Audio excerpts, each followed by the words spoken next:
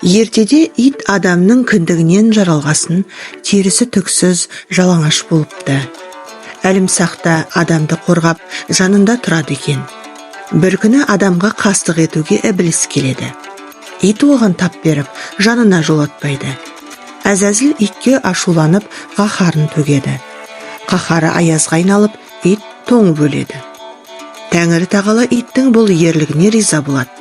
Оны қайта тірілтіп, денесін жүні қалың терімен қаптайды. Ит содан бастап суыққа тоңбайтын болыпты.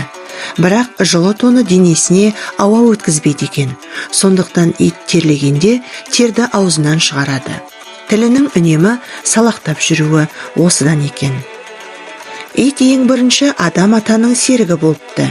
Бір күні жауын қатты жауып, арты селге айналады. Олар үйдегі затты құрғақ жерге тасып жүргенде, қамбадағы бидайы суға ағып кетті. Адам ата не істерін білмей тұрып қалады.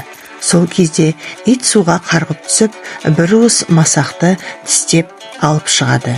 Келер көктемде сол масақты егіп, мол бидай алған екен.